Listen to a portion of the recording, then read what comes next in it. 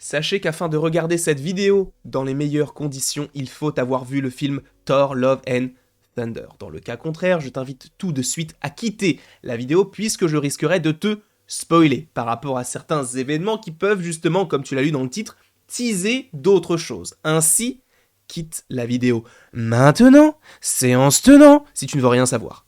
Tu es prévenu. Là, tu ne pourras pas dire que « Oh non, il a pas dit spoiler !» J'allais te faire un doigt, mais je vais te faire un pouce. Voilà, non, mais on reste sobre. En tout cas, j'espère que vous allez bien, que vous avez donc passé une bonne journée, une bonne matinée, un bon réveillon, peu importe tout. Ce que j'espère, c'est que vous portez à merveille. Accompagné de Zendaya, comme d'habitude, je suis très content de vous retrouver aujourd'hui pour une nouvelle vidéo en lien avec Thor, Love and Thunder. Et maintenant, on peut spoiler, puisque j'ai prévenu. À un moment donné dans le film, on a quelque chose qui est, selon moi, très anecdotique, mais qui peut être extrêmement intéressant. En effet, avant de se diriger vers Omnipotence City, donc on va dire ce havre de paix, entre guillemets, où tous les dieux se rejoignent pour festoyer, dirons-nous, et donc c'est un lieu commandé, entre guillemets, par Zeus, lui-même, joué par Russell Crowe.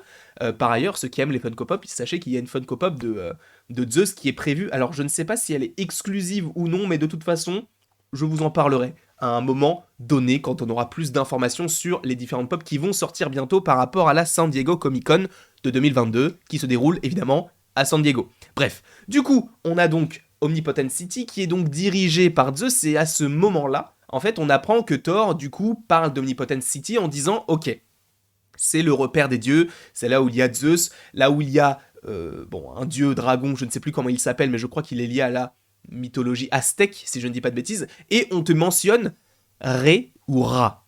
Et pour moi, ça c'est extrêmement intéressant, et cela peut lier donc le film Thor, Love and Thunder au programme Moon Knight. Alors, avant toute chose, il faut quand même prendre certaines choses en considération. J'avais déjà fait une vidéo concernant un arc, entre guillemets, mythologique dans le MCU, donc qui lierait Thor, Love and Thunder, Moon Knight et Black Panther Wakanda Forever, puisque vous le savez, dans Thor, Love and Thunder, à un moment donné, on a une femme qui est décrite comme étant Bast, et Bast, c'est la divinité donc du Wakanda, cette panthère noire. Et là, en plus de ça, dans Thor, on te mentionne Ra ou Ré. Je ne sais pas comment cela se prononce, puisqu'il y a le petit accent, donc dans le doute, je vais le prononcer Ra. Mais donc, on a le personnage de Ra qui est mentionné. Qui est Ra? Et bien évidemment, je n'ai aucune photo de ce personnage. Je vais mettre Ra mythologie. Voilà, on va le faire directement comme ça. On est comme ça ici sur la chaîne. Je vais prendre une photo qui est quand même pas mal jolie. Parce que ce serait dommage en fait de vous montrer quelque chose qui ne soit pas forcément qualitatif. Tout est moche. C'est incroyable. Tout est flou. Bref, je vais essayer de vous trouver une belle photo, mais en vrai, il n'y en a pas. Je suis en train de regarder, mais Ra mythologie. Alors peut-être que c'est Atum-Ra, puisque c'est aussi son nom. Atum-Ra mythologie. Et là, je tombe sur des choses. Bon, vas-y, on va prendre celle-ci. Est-ce qu'elle est assez grande? Elle n'est pas assez grande. Bref, en gros, Atum-Ra, c'est tout simplement le dieu du soleil. Et le dieu du soleil, en gros, c'est le chef, entre guillemets, de l'Énéade, entre guillemets. C'est le fils de Gaïa. Et c'est le père d'un personnage qu'on connaît, si vous avez vu la série Moon Knight, qui s'appelle Khonshu. Khonshu est le fils d'Atum-Re ou Atum-Ra. Et pour moi, c'est très intéressant parce que, vu que Khonshu maintenant a pris une importance beaucoup plus considérable dans la vie donc de Mark Spector, puisque maintenant il est totalement lié avec Jake Lockley, pour moi, la saison 2, s'il y a saison 2 bien évidemment, puisque à l'heure actuelle, on ne sait pas, on suppose que oui par rapport à l'intrigue de la série, mais c'est vrai que par rapport à la série en elle-même, est-ce que c'est vraiment nécessaire d'avoir une saison 2? En réalité, d'un côté j'espère, parce que je me dis, je ne peux pas rester là-dessus, sachant que Moon Knight c'est un de mes persos préférés, mais d'un autre côté, je n'ai pas forcément envie qu'il continue à détruire, entre guillemets, le personnage comme ça. Même si la saison 1 comportait son lot de cuts, très très cut, hein, si tu vois ce que je veux dire. Mais bref. Donc on a Jake Lockley qui va prendre une grosse part de l'intrigue de Mark Spector au fur et à mesure de son histoire. Alors à voir si ce sera dans une saison 2 à Moon Knight.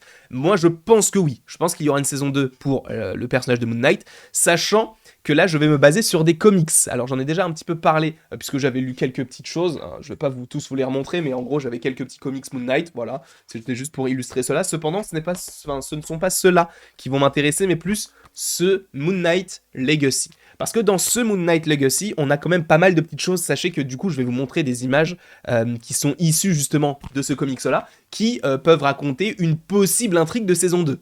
En effet, dans ce comics, on découvre un nouveau personnage qui n'est autre que l'avatar non pas de Khonshu, mais donc d'Atumra. Alors, le fait qu'on te le mentionne dans Thor Love and Thunder ne veut pas forcément dire qu'on le verra à un moment donné dans le MCU, mais c'est vrai que je me dis que parce que ça a déjà été fait dans les comics et qu'on te le mentionne dans Thor Love and Thunder et on parle de divinité, ils auraient très bien pu mentionner n'importe laquelle. En vrai, moi je trouve ça plutôt intéressant de se dire, ok, oui, dans la saison 2 de Moon Knight, si saison 2 il y a, on aura Atumra. Puisque justement, je vais vous montrer une petite photo, parce qu'en fait, on a le personnage de Sun King. Et c'est vrai que au tout début, lorsqu'on a découvert donc le personnage de Arthur Harrow, il y avait des théories comme quoi il pouvait être Sun King. Visiblement, ce n'est pas le cas. Et on aura possiblement à un moment donné Sun King dans le MCU, je ne sais pas. Mais c'est vrai que Sun King est un grand antagoniste à l'histoire de Moon Knight, et j'ai quelques petites photos, du coup, des photos où ils s'affrontent, etc. Sachant que Sun King, il a la particularité, du coup, d'avoir les mêmes pouvoirs que Atumre, comme c'est le cas pour Khonshu. Donc il a un pouvoir d'immortalité, tout ça, c'est super. Mais il peut aussi cracher du feu, lancer du feu, enfin bref, il est quand même pas mal cheaté. Et ce qui est assez intéressant, c'est qu'il est complètement fada. Je n'ai aucune crédibilité en tant que sudiste, puisque je suis vraiment né à Bondy dans le 93. Mais il est complètement foufou, il est complètement détruit du ciboulot. Et ce qui est assez intéressant, c'est qu'en fait, justement, cette rivalité, on te l'explique bien dans ce comics-là. Alors, je vais essayer de vous retrouver la page, sachant que je l'ai relu il y a pas longtemps, mais je me souviens plus vraiment si c'était au début ou si c'était à la fin. Mais en fait, on t'explique tout le cheminement de Moon Knight et donc de Atumre, puisqu'en fait, ils se sont toujours affrontés. Donc, Khonshu et Atumre. Parce qu'en fait, Atumre ne supportait pas que Khonshu soit plus puissant que lui, sachant que c'était son fils. Donc il y a toujours eu des affrontements entre les deux personnages. Et justement, dans ce comics Moon Knight Legacy, qui coûte, je crois j'ai acheté une vingtaine d'euros, si je dis pas de bêtises. Après, c'est petit, mais c'est les formats un peu rigides et tout. Donc je suis pas forcément le plus calé en comics, même je ne suis pas du tout calé en comics. Vous avez des personnes qui sont beaucoup plus calées que moi. Je pense notamment à DeviantProd, par exemple, ou même à Comics Guardian, ou même surtout à Anto, même si sur du Moon Knight, je crois pas qu'il soit si calé que ça. Mais du coup, dans les comics Moon Knight, on découvre ce personnage de Sun King, qui est donc la représentation d'Atumre. Et ça serait assez intéressant, sachant que les combats qu'il y a dans ce comics-là sont très violents.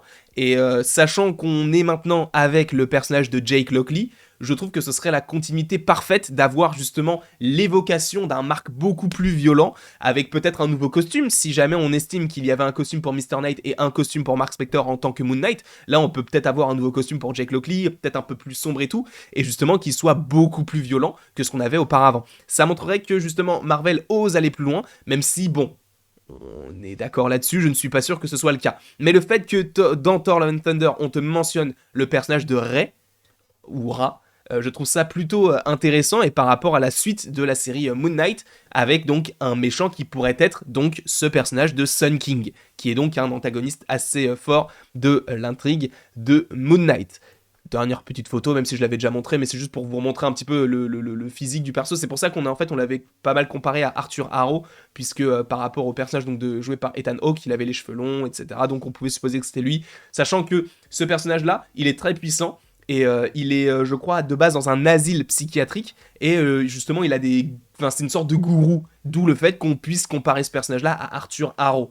J'espère que, honnêtement, si il y a une saison 2 à Moon Knight, qu'on évoquera ce perso, parce qu'il est hyper sombre. Genre, vraiment, il est très très sombre. Donc j'aimerais bien qu'on l'ait un petit peu dans cette saison 2, si, encore une fois, saison 2, il y a.